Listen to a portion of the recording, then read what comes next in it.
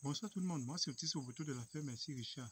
La vidéo du jour est en lien avec une problématique qui, je l'espère, va peut-être aider beaucoup de personnes vraiment à voir les choses différemment. Dans mon cas, c'est le 25 décembre.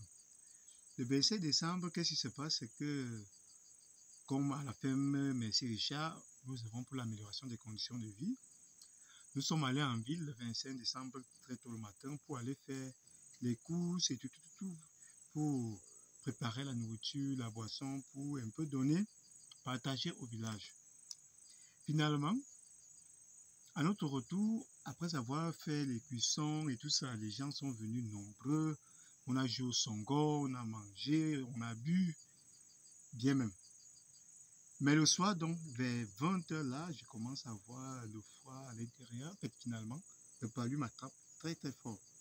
Et à 22h, c'était intenable avec une fièvre à 42 degrés. Je ne pouvais pas rester sur place. Il a fallu que je puisse prendre mon véhicule pour aller à Ndom, qui est notre arrondissement, à l'hôpital là-bas. Finalement, malheureusement pour moi, arrivé là-bas à l'hôpital, on se rend compte que finalement, il n'y a aucun médicament à l'hôpital. Il n'y a aucun médicament à l'hôpital. Vous vous rendez compte, vous avez le palu, vous avez la fièvre à 42 degrés et finalement, il n'y a même pas un médicament à l'hôpital.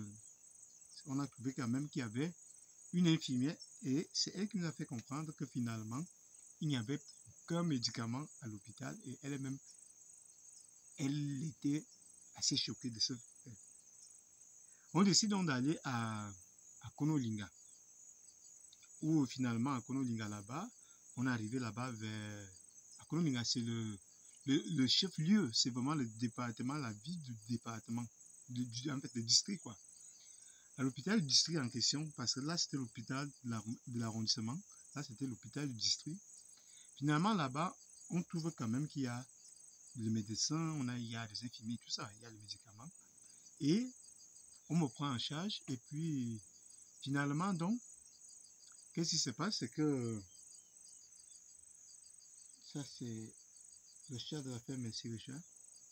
Finalement, qu'est-ce qui se passe? C'est que, après m'avoir pris en charge toute la nuit, le matin et tout ça, le palu s'est guéri très vite ici en Afrique. C'est la chance quand même que nous avions ici en Afrique. Et après, nous sommes rentrés.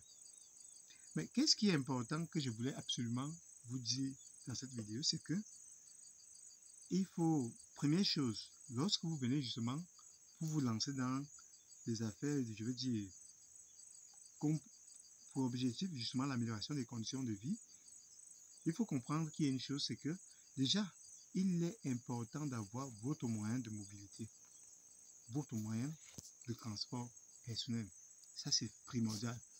Ou bien, peut-être, comme on a dit, même si vous avez un véhicule permettant justement de faire le transport de la marchandise et tout ça, ça c'est bon, il n'y a pas de problème. Mais il est important d'avoir un véhicule. Vraiment parce que dans mon cas, je ne sais pas ce qu'on aurait pu faire. Parce que faut voir que quitter de mon village pour Ndom, c'est 10 km. Ndom à Konolinga, c'est vers les 40 km. Vous voyez donc, c'est un peu long. Mais bon, moi je suis quand même, il y a quand même, avant d'arriver à Ndom, à 5 km avant d'arriver à Ndom, on prend une route qui arrive vers chez moi. Bon, qu'est-ce que donc on a parlé du point en lien avec le moyen de transport. Deuxième point important, c'est que il faut bien que les gens comprennent que il est important, en œuvrant pour l'amélioration des conditions de vie, de penser aussi à l'aspect de la pharmacie dans nos arrondissements. Oui, il faut penser également à ça. À la fin, Merci Richard, on prend extrêmement soin de la santé des uns des autres. Ça, c'est primordial. Mais lorsque le médecin lui-même tombe malade, c'est pas évident. C'est le cas qui m'est arrivé personnellement.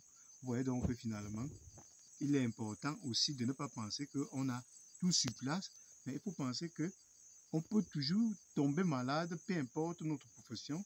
Et finalement, lorsqu'on tombe malade, il faut qu'il y ait les possibilités à côté pour qu'on puisse se soigner nous-mêmes, mais aussi comparé donc à une personne lambda du village. Vous voyez que la personne aurait pu mourir s'il n'y avait pas ces possibilités-là. Donc, il est donc impératif que lorsqu'on nous venons pour nous lancer dans nos projets dans nos villages, il est impératif aussi de jeter un coup d'œil dans ces hôpitaux pour voir est-ce qu'il y a une bonne pharmacie pour la population.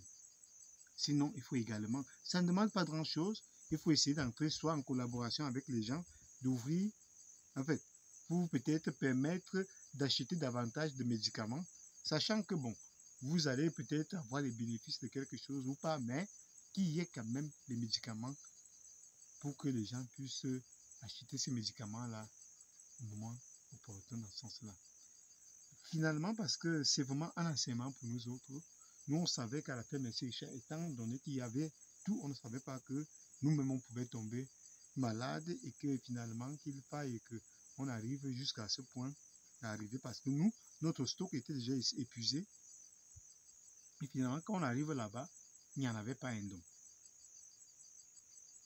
Maintenant donc, nous à la fin, M. Richard, nous sommes assez bien protégés dans ce sens-là, mais les villages, parce que l'arrondissement, il y a beaucoup de villages autour de l'arrondissement. Mais ces gens-là, beaucoup meurent pour ces genres de problématiques. Donc, il est impératif pour toute personne qui aimerait vraiment se lancer dans l'amélioration des conditions de vie, de penser à cet aspect-là. Parce que vraiment, mine de rien, les gens partent. Parfois, il y a des décès, on apprend que tel est décédé dans tel village, dans tel village, dans tel village. Voilà le problème. Pour ceux qui aimeraient avoir de l'argent, investir dans une pharmacie, dans nos arrondissements, non seulement nous sommes directement dans l'amélioration des conditions de vie parce que les gens qui vont tomber malades, les gens qui sont malades, pourront accéder directement à leur traitement. À nouveau, une pharmacie par exemple, ou bien en se renseignant, et pour ça je vous demande d'être vraiment, de faire les choses de manière officielle. Il faut se renseigner, comment est-ce que collaborer avec les gens qui ont déjà ces connaissances-là, ces compétences-là, pour mettre les choses comme ça en place.